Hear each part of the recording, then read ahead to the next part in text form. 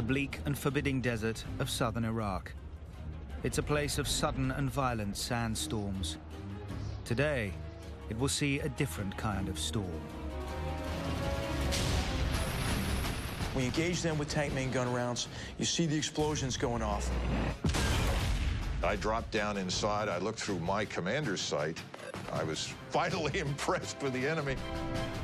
The U.S. 2nd Armored Cavalry is on a collision course with the Tawakalna Division of Iraq's Republican Guard. They see themselves being great warriors who are expected to stand and fight and even die so that others may live. Two tank armies clash on a remote strip of desert known only by its map designation. This is the Battle of 73 Easting. This probably was the last great tank battle of the 20th century.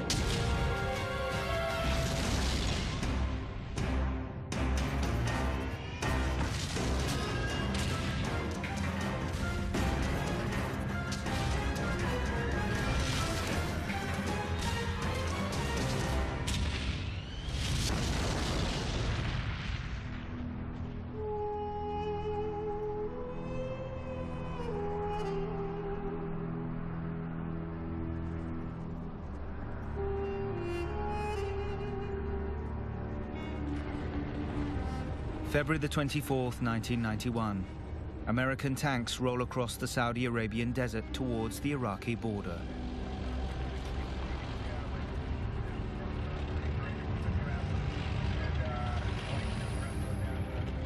They're part of a multinational force to drive Saddam Hussein's Iraqi army out of Kuwait.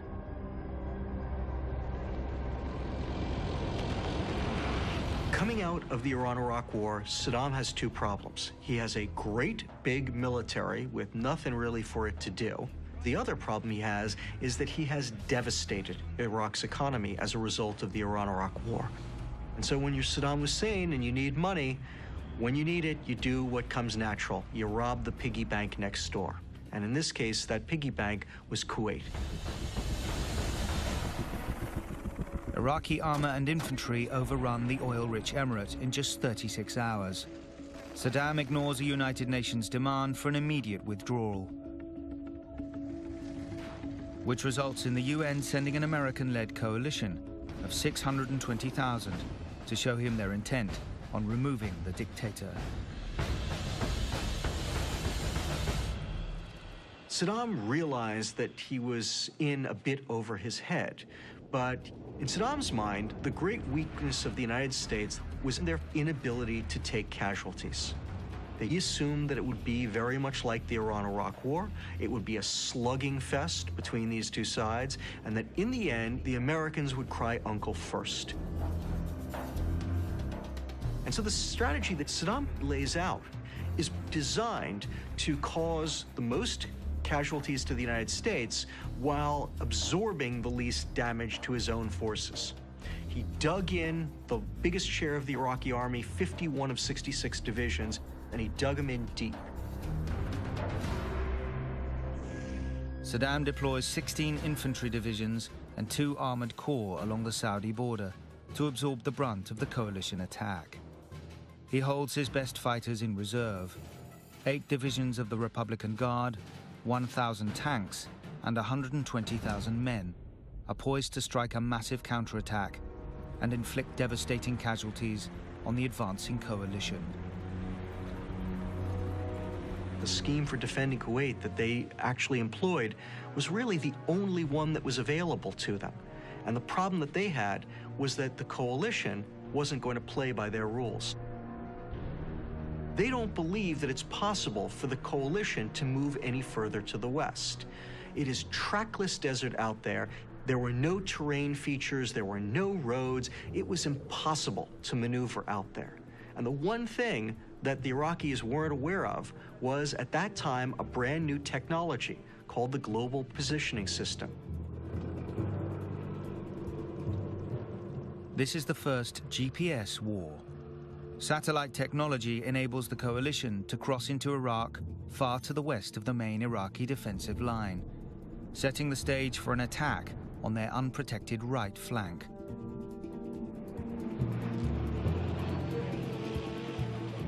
At 1300 hours, the US 7th Corps breaches the sand berm, marking the border between Iraq and Saudi Arabia. We had a PSYOPs platoon with us with these 25,000-watt speakers on top of Humvees. They were there to broadcast surrender appeals, but I had them play Ride of the Valkyries as we were crossing over the berm into Iraq.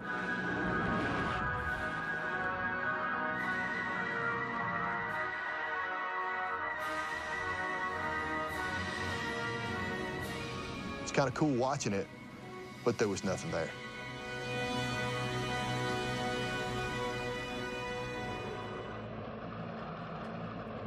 Our unit was moving to the north and to the east, and really not hitting a whole lot. I mean, yeah, we did. We had some reconnaissance units we ran into, but after a couple of shots at us, they would give up.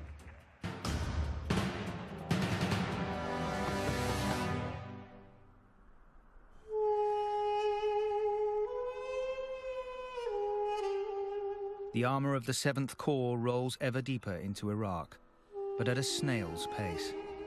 Cautious force commanders order continual halts. And what they basically did was said, you know what, if we're going to go due east, we're just going to use the Eastings, all the north-south grid lines, as our methods to control your rate of advance. It was almost like we were crawling. It was not a fast lightning strike. It was very slow. Okay, we'd move a few clicks and then stop us. I'm in a 50-ton vehicle, all this ammunition. I can drive 40-something, 50-something miles an hour, and you're telling me to stop? You know, the enemy's that way. I need to keep going. There was no one forward to see anything, to make a personal evaluation. There were no Patton, Rommel, Guderian types who were pulling up next to my tank saying, well, there, Major, what do you think? By the end of the second day, the initial surprise and strategic advantage of the flanking maneuver is lost, and the Iraqis realize that the US 7th Corps is about to cut off and surround their forces in Kuwait. It's at that moment that Iraq's general staff actually demonstrates some degree of real competence. They recognize what's going on, and what's more, they realize from the ease with which American formations have been destroying Iraqi formations throughout the theater, that if they are going to stop the American 7th Corps, they're not going to be able to throw some ash and trash, some weak formations in front of it and allow their better units to escape. Instead, they're going to have to put their best formations in front of those American divisions. The Iraqis make their stand on a defensive line stretching 80 kilometers along the northwestern border of Kuwait. 2 infantry and 2 armored divisions of the Republican Guard will defend the northern half of the line.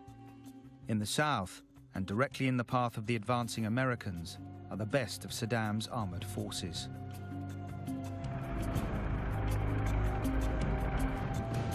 And they saw themselves as Republican Guards as being the best of the best. Iraq's elite, professional warriors, not conscripts, who were expected to stand and fight and even die so that others may live. We respected them. We knew that they were capable of some serious destruction, and we knew there were a lot of them. They got tons and tons of equipment. We respected that. We were real worried about their armored vehicles. And of course, our biggest fear was the T-72 tank. The Soviet T-72, known in Iraq as the Lion of Babylon, is the backbone of the Iraqi Armored Corps. Its 125mm main gun can destroy targets over 1,800 meters away. It's a 41-ton monster, plated with armor that is in places 28 centimeters thick. It is still, however, capable of reaching speeds of 60 kilometers per hour. This makes the T-72 one of the fastest and most lethal heavy tanks in the world. Saddam has more than 1,000 of them deployed along the Republican Guard's defensive line. They are supported by hundreds of armored vehicles, including the Soviet-designed BMP. The Republican Guard seems more than prepared for engagement. Heading straight for them is the US-led 7th Corps, with hundreds of M2 Bradley infantry fighting vehicles and well over 1,000 tanks. The most powerful of these is the M1A1 Abrams main battle tank. The Abrams is armed with a 120mm high-velocity cannon and protected by composite armor that's as tough as 60 centimeters of steel. It's 1.5 times heavier than the T-72, but just as fast, making it the most powerful tank on the battlefield.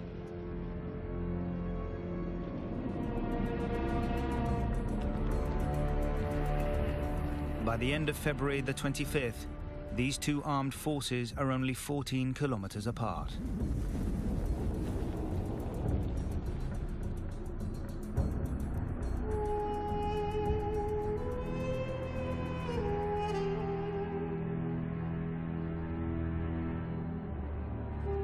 The morning of the 26th, very early, perhaps 4:30, 5 o'clock, I can't remember precisely, we suddenly get a change of orders and essentially find and destroy the Republican Guard for all intents and purposes.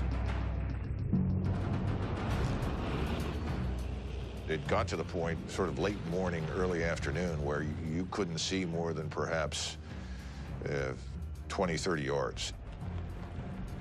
All of a sudden, we're about to go into combat against the one real enemy that we had practiced to defeat, and suddenly our visibility is terrible. The Abrams battle tank is capable of tackling this situation. It is equipped with a thermal imaging system that can identify the heat signatures of potential targets in the worst conditions. So we're moving in this very limited visibility. And we begin to identify some hot spots. As McMaster's platoon approaches 73 Easting, a line of longitude on the map, he encounters a Tawakalna Division forward outpost. It's manned by infantry with anti-tank guns and rocket-propelled grenades. And it was at this point that we first received fire from the enemy.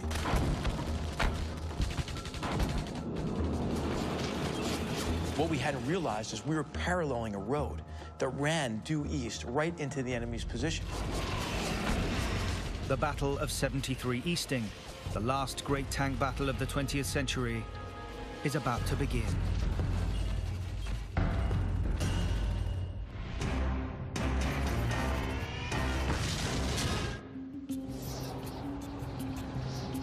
February the 26th, 1991. It's been 2 days since the US-led international coalition invades southern Iraq in an attempt to outflank Iraqi forces and drive them out of nearby Kuwait. In response, the Iraqis establish a defensive screen, deploying 5 divisions of Saddam Hussein's elite Republican Guard, including the fully mechanized Tawakalna Division. West of the map reference 73 Easting, the spearhead of the coalition advance led by the US 2nd Armored Cavalry finally make contact with the Republican Guard. And it was at this point we first received fire from the enemy. I then pull up our 9 tanks online, all of us oriented on this village. I give this troop fire command. Village, direct front, frontal, 1 round heat, at my command, ready, report, which means everybody load a heat round, look at that village, pick out your aim points on the enemy positions, and when they're ready, we're gonna fire 9 simultaneous main gun rounds at the center. I fire 1 round before that to mark center with a tank heat round. Green says ready, white says ready. I say fire, 9 tank main gun rounds impact simultaneously.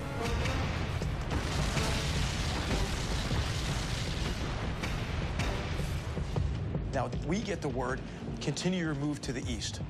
And it's at that point I just get this gut feeling, I get this feeling that we're about to make contact with a defending enemy force. And I make the decision to go into a tanks lead formation. This means the Abrams tanks are positioned in a rolling wedge, with the more vulnerable Bradley fighting vehicles tucked in behind for protection. The formation places all of McMaster's guns facing forward, ready for attack. So my tank comes up over that crest.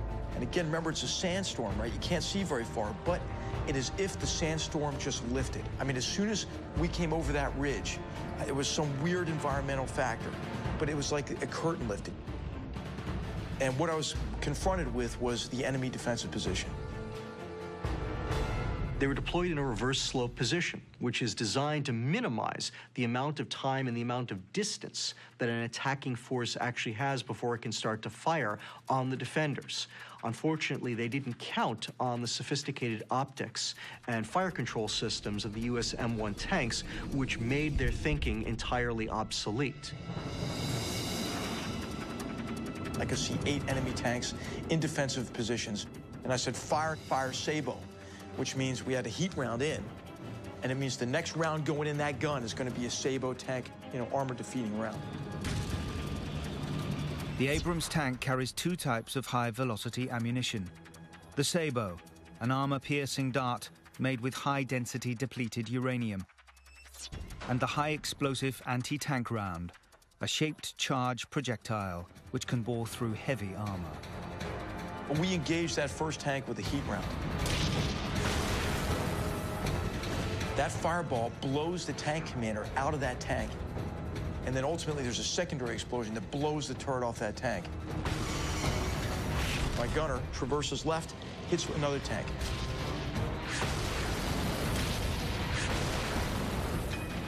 We're able to destroy 3 tanks as our tank hits the first leading edge of the minefield. I looked to the right, and I saw what looked like explosions to the left front of McMaster's tank.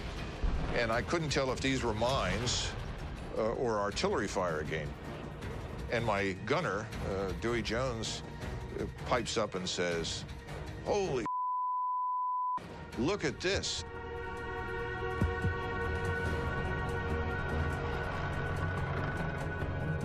And I dropped down inside. I looked through my commander's sight, and I said, "Oh yeah." I was finally impressed with the enemy. Here were, rows, literally 10, 15 tanks spread right across to the front, and you could see that these tank guns were moving. And I imagine, since these were manual T-72s, the poor Republican Guard was in there busily cranking to get the guns around towards us. Then all of a sudden, my tank went into a minefield. And this thing rocked this 70-ton tank. A fireball went over it, knocked me down to the turret floor. And fortunately, my driver was very tough-minded. "So what the hell was that?" And I said, "Don't worry about it, keep driving." As we were coming out of the minefield, we had a couple of tanks to our front. It was, "Sir, I got tanks to my front." And I'm looking at the damn tank that we're about to take under fire, and the gunner hesitated. "Sir, can I shoot? Can I fire?" I said, "For God's sake, shoot!" We swung to the next one, fired. And in the meantime, I could see that Eagle Troop was taking enormous numbers of vehicles under fire.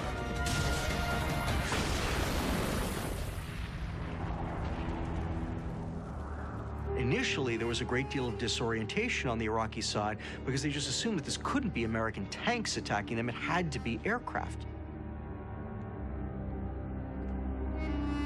But even after they figured it out, they still had difficulty getting into their vehicle in time because they didn't realize how quickly the Americans were closing on them. American armored forces would charge, using speed to simply try to disorient the Iraqis, and it worked. The Iraqis could not imagine armored forces this big, this powerful, moving at them as fast as they were.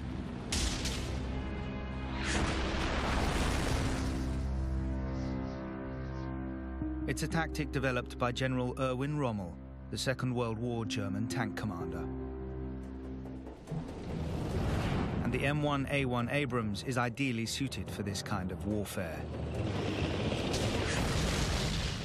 The gun stays right on target. It has a geostabilized system, and I mean, you can be moving out at 40, 50 kilometers an hour, going over bumps and firing.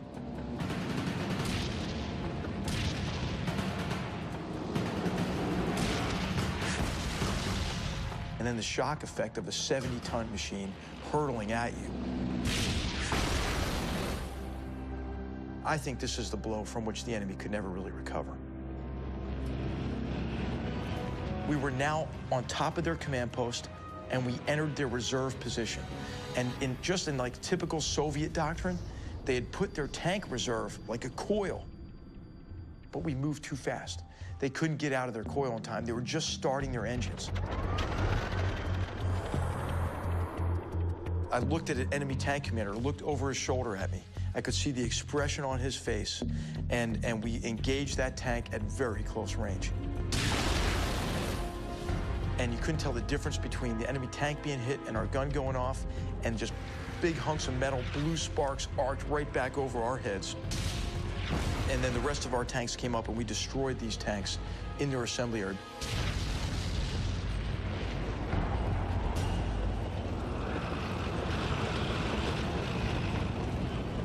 The Iraqis, had set up a pretty sound defense. I mean, it was a reverse slope defense.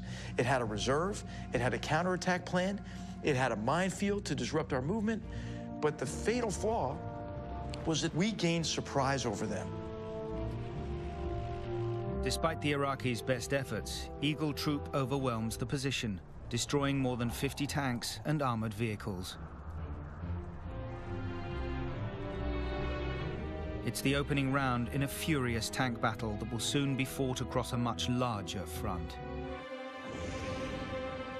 8 kilometers to the north, the 2nd Armored Cavalry's Ghost Troop slowly makes its way through the blinding sandstorm. They have lost touch with Eagle Troop. Ghost Troop's commander sends 2 lightly armored Bradley reconnaissance vehicles to re-establish contact. I tell the driver to start slowing down because I'm starting to see these little objects. But what could they be? I mean, you're in the middle of the desert. So I'm immediately thinking, well, they're vehicles. But my number one concern, of course, is I'm going to go link up with Eagle. Maybe that's Eagle. Maybe that's not. And I see all these people emerging out of nowhere, out of the ground. And then you see like this diesel plume, and then immediately followed by this behemoth giant T-72 tank backing up out of a hole. Ah, that must be enemy. Now I'm seeing a lot of activity. Turrets start moving, and I'm like, oh, where is Eagle Troop?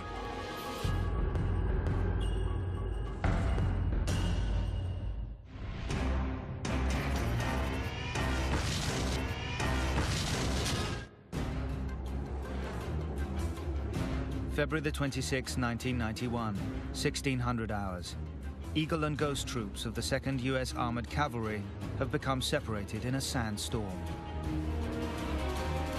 2 Bradley fighting vehicles from Ghost Troop have been dispatched to re-establish visual contact between the 2 tank units. In doing so, the team run into a platoon of Iraqi T-72 tanks. So I tell the driver to pull up to this little mound, and as soon as he comes to a stop, he says, "Tank front." Roger, got it, thanks. And he goes, no, there's a tank to our immediate front. He goes, I see it. No, you don't understand. There's a tank to our front. And I just get up, push myself out of that turret, and I look down, I go, I'll be damned. Well, what happened is I didn't realize the little mound of dirt that I told him to pull up front was a T-72. I just grabbed the commander's override, max deflect the 25mm cannon. And then I said, we're scouts. We don't go toe-to-toe with tanks. We need to back up a little. Well, now I'm seeing all these a lot of activity. and the turrets start moving, and I'm like, oh, where is the Eagle Troop? So I'm backing up. Well, where am I going to go to? And I said, okay, Sergeant Wonder, I'll raise the missile. So I lay him onto this T-72 that's showing me this beautiful right profile. Sergeant Wonder, gunner, missile tank is right to our front. And I can't identify, this could be Eagle Troop. And I'm just like, how could you miss? It's bigger than the barn door. What do you mean you can't see this? So I said, go clear channel. He goes, flips over, takes it off thermals, identified T-72 tank. I said, fire.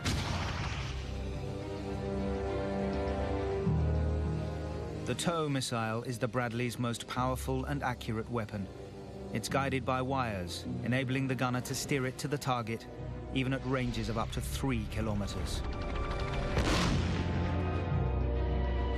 Now I realize there's like 8 of them, all in this immediate vicinity.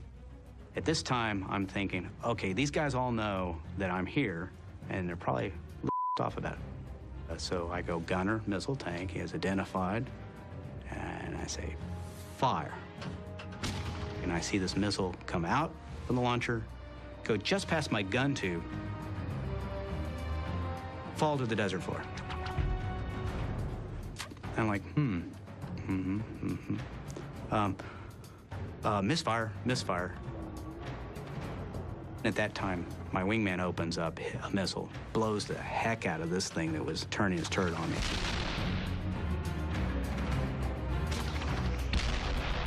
Then it occurred to me, we both have shot both our missiles. And we both have to our front at least 8 T-72 tanks. Meriwether says, hey, I need to do a reload drill. So I said, roger that, we got you covered. And I told Sergeant Wonder, all right, whatever we do, we're gonna keep firing and firing until we can't fire no more. And he starts firing 25mm cannon into this thing. And it's bouncing off the turret. I had my gunner, he said, sir, it's bouncing off, you know, just it off. And my intent was, look, better us than my wingman who's standing there, you know, basically naked. I'm thinking, well, I wonder how long it's gonna take that gunner and commander to shoot me while I'm sitting there pinking it with a 25mm cannon.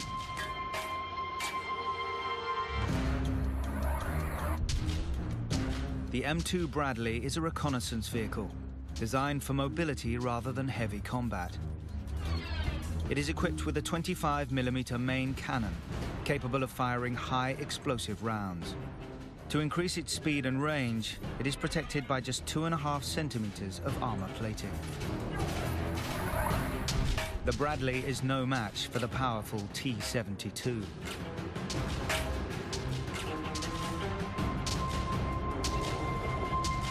Then at that time, my wingman reported up.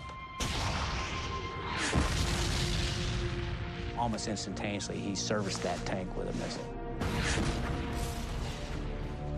Probably saved my life.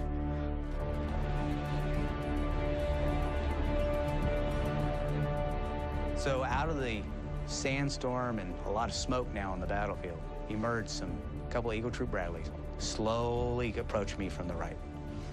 And he pulls up next to me, and he screams at the top of his lungs, "There's tanks over there!"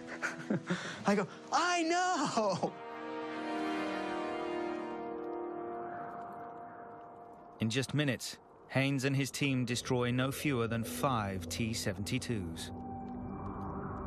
But this is just one strong point in an Iraqi defensive line stretching across a 90-kilometer front that is in places 10 kilometers deep. To the north, Ghost Troop continues through the sandstorm, unaware they are moments away from contact with the main line of Iraqi defense. We're slowly moving forward, and when I mean slowly, I mean about as fast as a man can walk. And when you're in a tank, you've got track pads. And we were going slow enough where you could actually feel the individual track pads hitting the ground. We get a little bit of a wind shift, and we can see something out in front of us. We saw heads pop out, and we think what it was, they were in a bunker, and they felt the movement of the armored vehicle.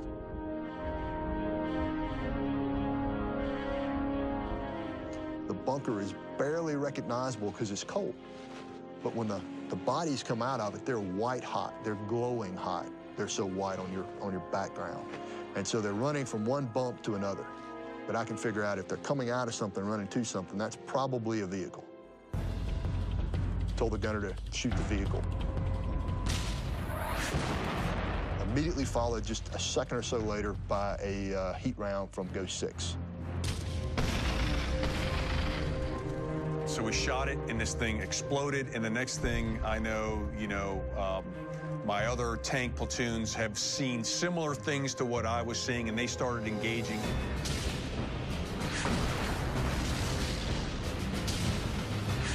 And now you've got the dark, oily, black smoke mixed in from the vehicle that's just destroyed that is hot. You can see people and things moving behind it. So I called my troop commander and told him, hey, sir, there's something past that smoke. That wasn't a single vehicle. I want permission to move up and poke my nose through the smoke. I said, yeah, okay, Roger, makes sense. So these 4 tanks of Andy's just disappear through the black smoke. And then it is just absolute Armageddon. I can see rounds being fired, the whole, I don't know whether it's friendly, I don't know whether, they're being attacked. And I'm trying to raise Andy on the net.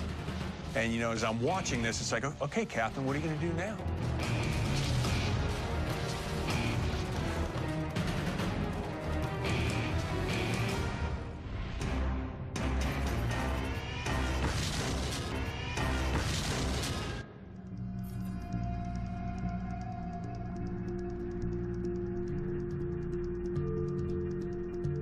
February the 26th, 1991, 16:30 hours.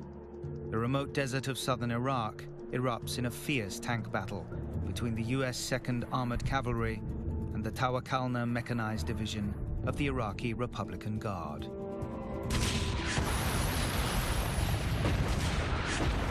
Captain H.R. McMaster and the men of Eagle Troop have destroyed an entire company of Iraqi T-72 tanks.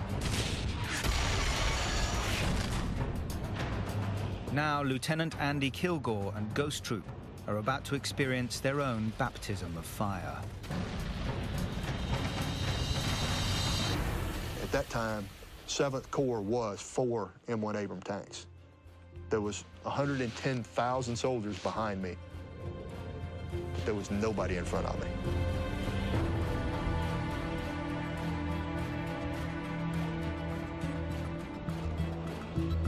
I'm poked through the smoke. We realized that we had about a company defense spread out in front of us. He was in them. He was in their assembly area. I mean, he was in and amongst these guys.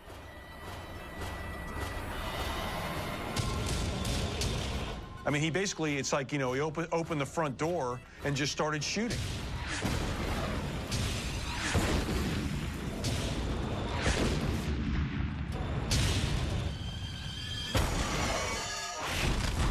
The T-72 is a pretty good tank for when it is developed, but it's very much outclassed by the M1 Abrams tank, which is its superior in every imaginable category.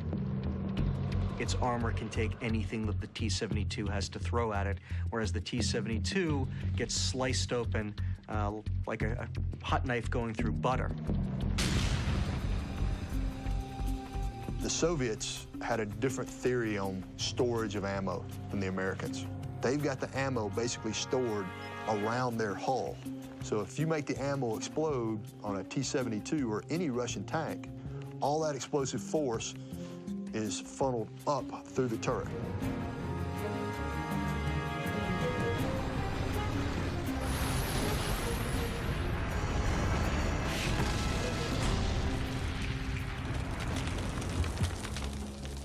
Ghost Troop fires repeatedly until the Iraqi tank company is all but destroyed.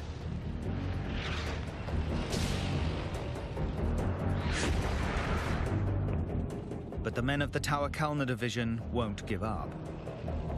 They saw themselves as being the best of the best, Iraq's elite. They manned their positions, they manned their vehicles, they fought back hard, they didn't surrender, and they died fighting. In many cases, the Americans had to kill every single member in an Iraqi squad or a platoon to get these guys to stop fighting. And I'm looking over, and I can see past my wingman to my platoon sergeant. And I see an Iraqi jump up in front of him with an RPG. Iraqi is probably 50 meters in front of the tank. He slewed the gun onto the target. The gunner, very excited to see a guy pointing an RPG straight at him. Instead of flipping the coax, he just pulls the trigger. And he hit him what looked to me about center mass with a heat round. 120 millimeter projectile, about like that, in the center of the guy's chest. It looked like he imploded.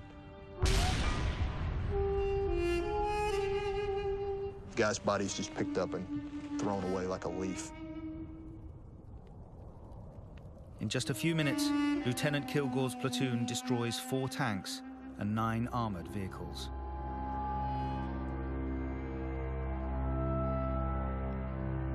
When I finally destroyed all the vehicles that we could see, I got back up on a troop net, called in a spot report to the troop commander, who was not very happy with Lieutenant Kilgore at that time, since I had been engaged with him for a few minutes and not reporting. I said, you ever pull any stuff like that? I'll put a bullet in you myself.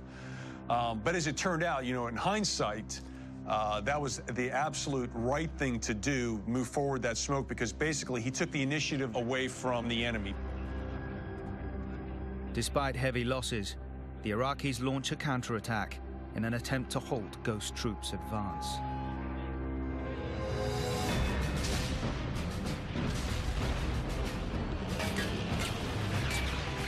We got to the point where we were on 73 Easting, where we started engaging. We're moving, and I'm so intent on what's going on. I'm in the moment, and all of a sudden, I get thrown to the ground. I get thrown to the turret of my vehicle, and I'm like, what the hell just happened? And I look up at my gunner, and he's yelling at me, and I can't hear him because I have a headset on. And I finally get him on the intercom. Why did you do that? And he says, sir, there are artillery rounds landing right next to our vehicle, and you didn't even notice it, and you were sticking your head all the way out of the vehicle. He said, you didn't see those rounds? I said, I had no idea that was happening, because I was so focused on what was happening on the radio, what was going on with all the other units. That's how intense it is. You're just go, go, go.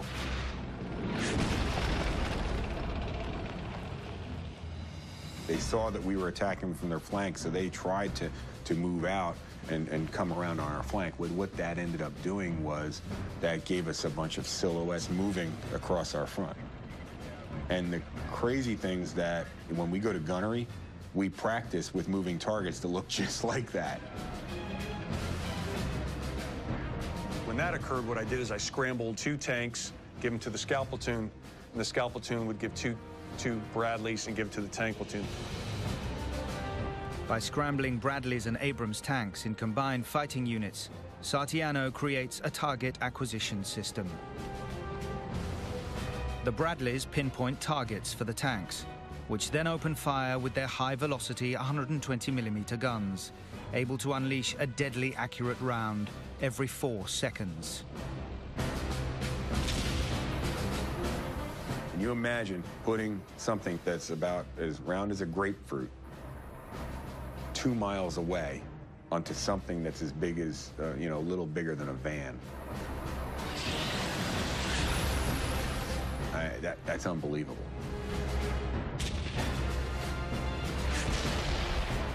We had tanks shooting over 2 miles and getting the hits. It was absolutely amazing.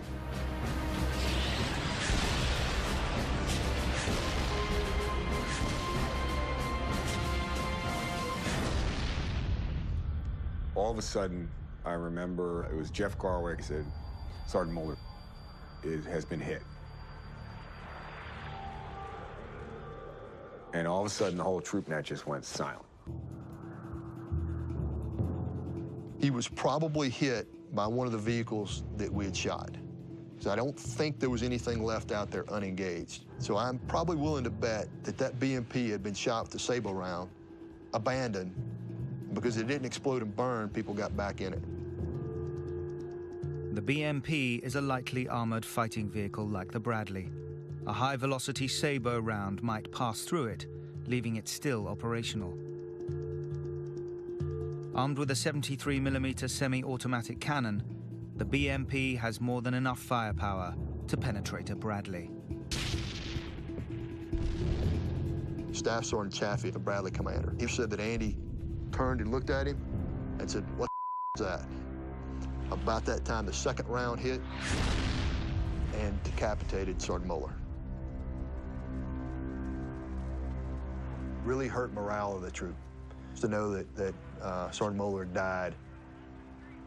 The whole troop was able to basically rally around the situation. You know, oh, one of our guys just got hit, but I got a job to do. This fight is not over. You're in the middle of it. You can't worry about this guy. You got to keep going.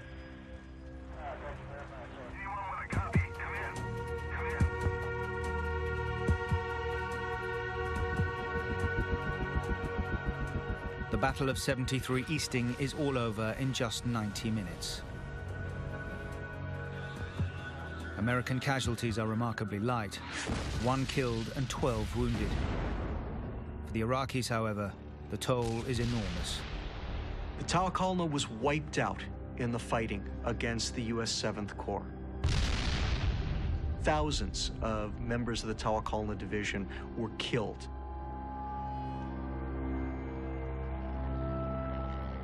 They started out the battle with about 200 tanks, and barely 24 were able to pull back off of it later on. You know, after the attack, we ran out and then captured some additional enemy prisoners. We put them in the back of our squadron tactical command post, Bradley. And as they closed the turret shield door, there was a picture of Erwin Rommel, who, you know, we had admired and sort of patterned ourselves after in terms of his tactics. So this brigade commander says in perfect English, you know, "Why do you have a picture of your World War II adversary in your Bradley?" And one of our privates in the back of the Bradley said, "Listen, why don't you just shut the hell up? If you'd read a little bit more about Rommel, you wouldn't be sitting in the back of my track." The reason for not only the American victory, but also the overwhelming nature of that victory lay in the fact that the United States held pretty much every single advantage over Iraq that you could imagine. But with the mobile arm, it's just, you know, you have the ability to just go there, take the fight to the enemy and just completely overwhelm them and destroy them.